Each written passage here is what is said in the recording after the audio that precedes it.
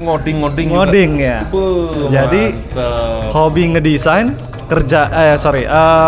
kuliah tuh dituntut untuk belajar coding. Aku pikir ya udah sama nih, komputer juga kan. IT-nya gitu. Iya, IT-nya. Cuman ternyata setelah digelutin 3 tahun ternyata berbeda. Di 6 bulan ini aku nggak ada penghasilan sama sekali, Mas. Sampai di bulan ke-6 itu aku sampai orang tua aku lagi nonton TV kan. Aku kayak meletakkan kepalaku nih di pangkuan mamaku lagi nonton gitu kan. Jadi aku kayak tiba-tiba aduh, Mak, ternyata susah kali nyari duit ini gitu ya. Kayak aku betul-betul lemas dan refleks ngeletakin apa di pangkuan mamaku gitu ya. Jadi ini mimpi ya ternyata gitu ya. Karena memang asli 6 bulan itu nggak bisa dilupakan tuh, Mas. Kayak nggak ada kayak sulit banget gitu. Ini kok penghasilan aku kok ini bener apa enggak ya? Gitu Mas, sambil nyetir nih naik motor gitu, boncengan sama mama gitu kan.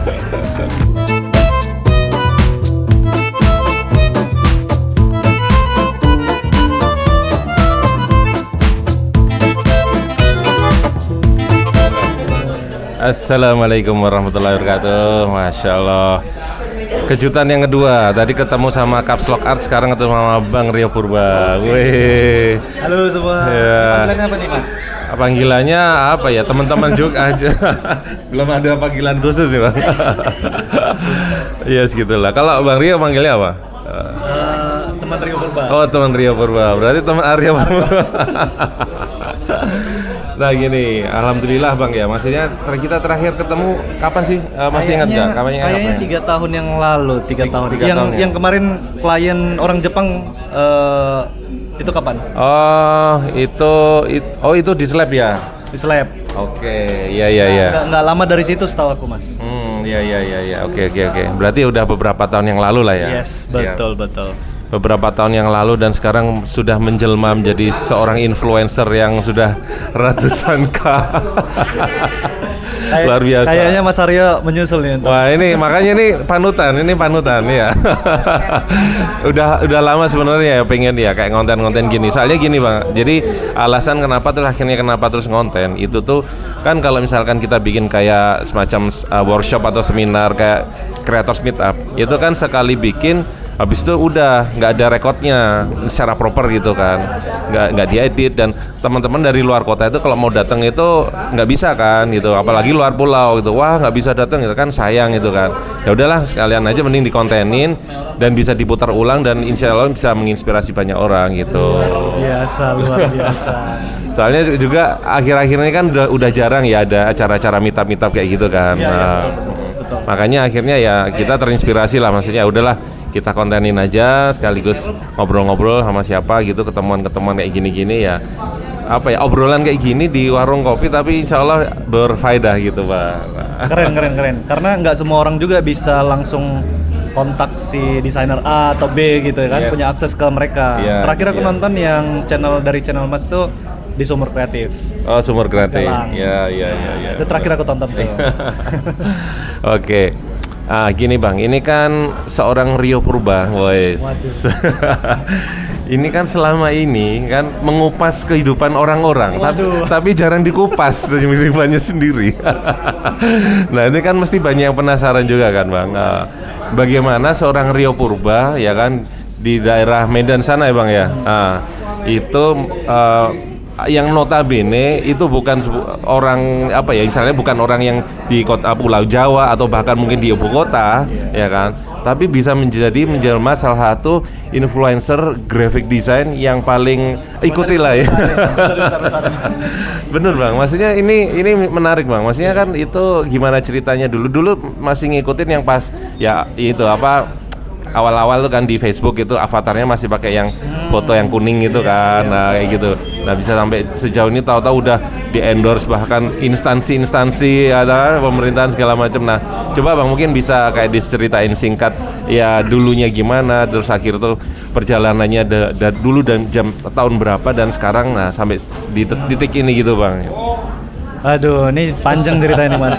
Jadi kira-kira tahun 2000 itu waktu SMK tuh Mas. SMK 2007 sampai 2010. Kalau Mas Aryo mungkin 1999 kayaknya SMK ya. Tahu aja nih. Gak usah keras-keras bang. Kalau aku tuh di 2007 sampai 2010 memang saat masuk SMK itu ada guru desainer grafis yang kayak menceritakan tuh. Jadi desain grafis tuh bisa begini nih gitu. Jadi aku kepikiran, oh iya ya ternyata desain grafis tuh bisa bikin orang jadi kembar, jadi dua. Jadi nggak muluk-muluk desain grafis tuh bisa ngapain nggak.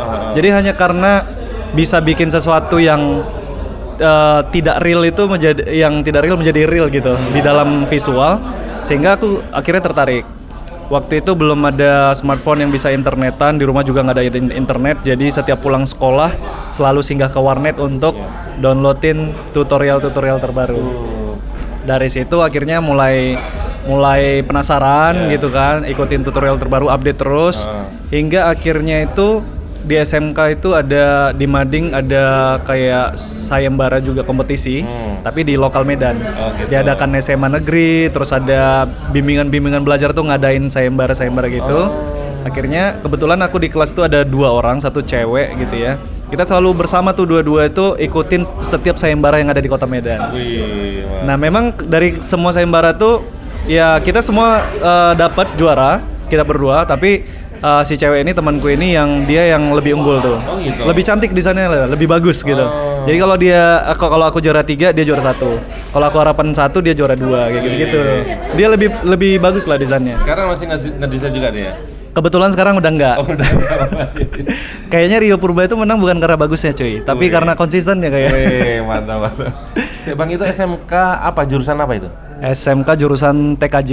Waktu itu kan belum ada multimedia dan belum ada DKV mas. Jadi TKJ tapi dipelajari semua tuh, jaringan, IT segala macam. Nah dari situ akhirnya selesai tamat dan ada lowongan di Mading itu bekerja sebagai desainer grafis di sebuah event organizer. Jadi itu aku coba kontak apakah masih dibuka, dan ternyata masih dibuka. Jadi yang tadinya aku mau melanjutkan kuliah tuh kalau nggak salah tuh di Bandung ITB kalau nggak salah ya. Dari SMK mau melanjut ke sana, udah ikut bimbel khusus untuk dulu namanya apa ya? SBMPTN atau Senampaten gitu deh. UMPTN, bukan. Nah, itu kayaknya lebih lama lagi tuh. Ketahuan zamannya lagi deh. Aduh. Salah ngomong nih. Ya, jadi pokoknya itu ya khusus untuk masuk perguruan negeri ya, gitu. Jadi akhirnya karena aku ditelepon sama pihak perusahaan, aku diterima. Nah, jadi akhirnya aku batal tuh mengikutin itu. Dan kebetulan waktu itu ke orang tua ya karena mungkin melihat potensi aku mungkin kan, atau mereka juga nggak terlalu mau melarang anaknya kemana gitu.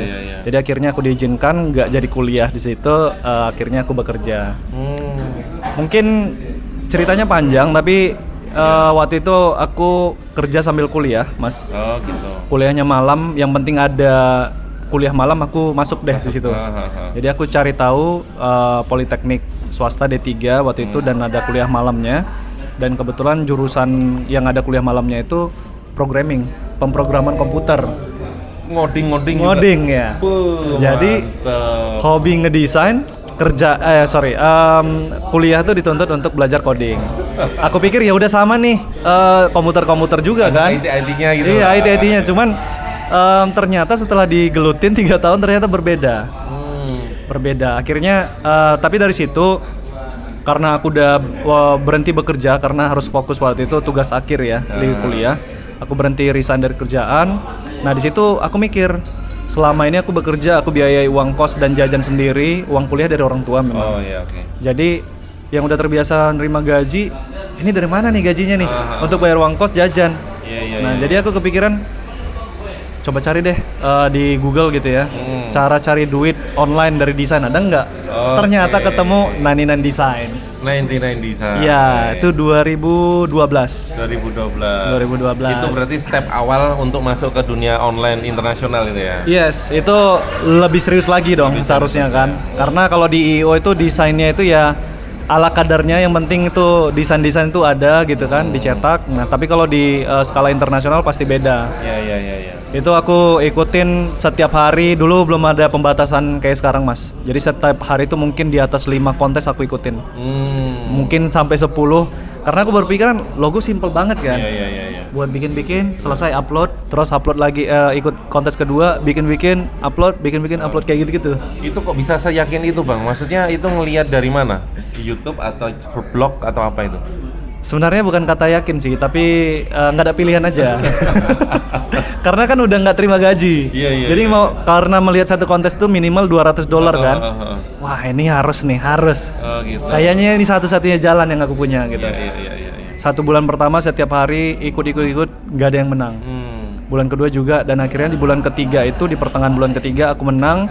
Itu kompetisi desain logo untuk NGO di Afrika. Dan aku menang tuh.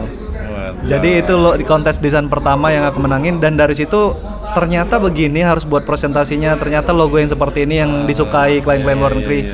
Dan aku juga baru tahu di situ ternyata Nani Designs itu ada recent winning gitu ya. Nah, jadi kita cek di situ yang baru-baru menang, oh ternyata logonya harus yang bagus gini, presentasi baru dipilih. Nah, itu awal mula sih. Dari situ makin serius menggeluti desainer. Berarti waktu pas kerja itu sebagai apa itu Bang? Kerja sebagai desainer grafis. Tapi maksudnya itu di percetakan atau apa itu dulu? Event organizer tuh, jadi event organizer. Jadi kita sempat dulu tuh ketemu artis juga kan. Karena IO ini kerjanya gitu-gitu kan. Nah, jadi kerjasama dengan brand bank, dan HP segala macam gitu.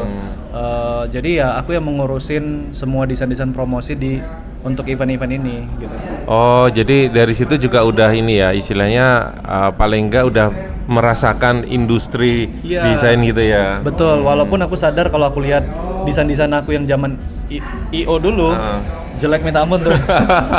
Masih ada nggak itu, disimpan nggak itu? Masih ada. Oh iya. Semua file-file itu masih ada. Aku selalu mendokumentasikan semua perjalanan desain gitu. Woi, keren. Itu bisa itu Bang dijadiin konten tuh kayaknya itu. Nggak ada kepikiran, tapi kayaknya iya bagus ya. Loh iya kan, kita jadi kayak bisa flashback before and afternya kan. Nah gitu. Benar. Boleh. Oke Bang, terus berarti tadi kan udah 99 design tuh. Nah terus abis itu gimana tuh perjalanannya sampai kan sempat ikut top coder juga kan? Nah itu kan top coder juga udah sampai ke Amerika segala kan? Nah kan kalau misalkan kita ngelihat di teman-teman yang sukses di top coder kan, loh ini cuannya udah oke nih, kenapa nggak terus diterusin gitu loh. Kayaknya aku tuh suka, maksudnya ngeliat bingung aja Bang, dia tuh bisa UI UX, bisa logo, bisa ngefont juga ya kan, nah itu loh. Tapi kayak semuanya udah bisa pindah. Tapi yang paling konsisten masih kontennya ini sih memang. Makanya itu gimana Bang, bisa diceritain nggak? Karena ini panjang aku pegang lagi. Oh iya. Jadi 2013 tuh aku tamat kuliah Mas. Jadi udah selesai tugas akhir, dan kebetulan tugas akhirku aku dapat nilai tertinggi. Jadi aku kuliah tuh di LP3I ya, Politeknik LP3I, dan kebetulan tuh nilai satu LP3I 1 Sumatera itu digabungin tuh, maksudnya mahasiswanya gitu kan. Nah, jadi kebetulan 2013 aku tamat sebagai mahasiswa terbaik LP3I Sumatera Utara. Gara-gara tugas akhirku itu buat bikin sistem e-learning. Jadi pembelajaran online tuh kan, aplikasinya itu web base aku bikin. Desainnya sama sistem aplikasinya di dalam gitulah. Jadi sebelum tamat, berapa bulan sebelum tamat, hampir setahun sebelum tamat tuh aku udah kayak dikontrak tanda petik oleh si LP3I-nya di Medan untuk melanjutkan dan seriusin nih supaya satu-satu ini bisa diaplikasikan dan dipakai langsung di LP3I di Medan gitu. Jadi sebelum tamat kuliah itu aku udah digaji, tapi walaupun belum penuh gitu ya, untuk serius ngelanjutin ini gitu. Nah selesai dari situ ditambahin tuh waktunya 1 tahun kemudian. Jadi aku tamat kuliah, akhirnya aku harus fokus untuk jadi programmer di LP3I Medan. Oh malah programmer gitu. Jadi akhirnya aku sempat meninggalkan sekian waktu tuh desain logo yang Nani Designs itu udah nggak pernah aku sentuh lagi. Gitu. Tadi udah dibilang bikin logo, UI UX, font. Lah ini programmer. Ya. Buset. Jadi dari programmer akhirnya aku stres Mas. Malah stres. Iya, jadi karena programmer itu, mungkin kalian yang programming juga merasakan hal itu ya gitu ya. Jadi setiap makan itu kepikiran Mas, logikanya. Ini kan aplikasi gitu ya. Kalau logika di programming tuh kalau nggak A ya B gitu kan. Kalau A nggak jalan, seharusnya B. Ini kenapa B nggak bisa? Ternyata ada logika ke C gitu. Jadi setiap makan mikir, mandi mikir, nyetir mau naik motor mikir gitu kan. Kok nggak bisa jalan ya aplikasinya? Kenapa? Apa yang salah kayak gitu-gitu tuh. Jadi sebenarnya walaupun kalau memang passion aku di programming sebenarnya ya dinikmati aja. Tapi di situ aku sadar kayaknya di sini bukan passionku. Akhirnya 1 tahun ini aku jadi merasa bersalah dengan kampusku ya kan. Tapi ya 1 tahun dengan berat hati aku ngomong langsung ke direktur LP3I waktu itu di Medan. Aku ingin resign gitu. Nah setelah resign, tadi Mas nyebut top coder ya. Aku coba ngontes tuh Mas, itu 2013 akhir ya. Aku coba ngontes, gagal, kayak susah banget gitu. Susah banget, nggak semudah dulu gitu kan. Karena aku udah nggak megang desain tuh udah berapa lama. Aku coba cari klien, nggak dapat sih tapi kecil banget gitu. Harga logo 150.000, minta bonus cetakin kartu nama. Udah untungnya berapa lagi gitu kan. Dan aku ngerasain tuh kayak susah banget gitu Mas. Gitu. Nggak pernah aku ngerasain sesusah itu. Sampai akhirnya aku nggak bisa bayar uang kos di Medan. Akhirnya aku telepon orang tua tuh kayak udahlah jemput aku, nggak bisa lagi, uangku udah habis gitu. Sampai pernah di titik itu ya Bang ya? Iya pernah Mas. Jadi itu belum seberapa. Jadi aku pulang ke rumah orang tua di kampung. Aku pikir ya udah di kampung tuh cari ngapain tapi tetap di desain juga gitu. Tapi ternyata di kampung tuh lebih parah ketika aku di Medan. Karena mau ketemu desainer siapa di kampung? Iya sih. Klien-klien atau ya usaha-usaha di kampung itu nggak bisa bayar aku lah gitu ya. Jadi apalah nih gitu. Tapi aku tetap coba ngontes, cari klien dari Facebook waktu itu segala macam gitu. Tapi nggak ketemu Mas. Hingga akhirnya aku ingat banget 6 bulan kira-kira. Di 6 bulan ini aku nggak ada penghasilan sama sekali Mas. Sampai di bulan ke-6 itu aku sampai orang tua aku lagi nonton TV kan. Aku kayak meletakkan kepalaku nih di pangkuan mamaku lagi nonton gitu kan. Jadi aku kayak tiba-tiba aduh mak, ternyata susah kali ya nyari duit ini gitu ya. Kayak aku betul-betul lemas dan refleks ngeletakin apa di pangkuan mamaku gitu ya. Jadi agak heran sih mamaku ya, orang tuaku, tapi tumben-tumbenan nih ya. Segini bandelnya nih, gini ngapain nih gitu. Tapi dibilang mamaku ya namanya berusaha nyari duit tuh ya pasti susah katanya. Ya coba berdoa aja, siapa tahu nanti dibukakan jalan gitu ya. Dan itu menurut aku satu kalimat yang powerful.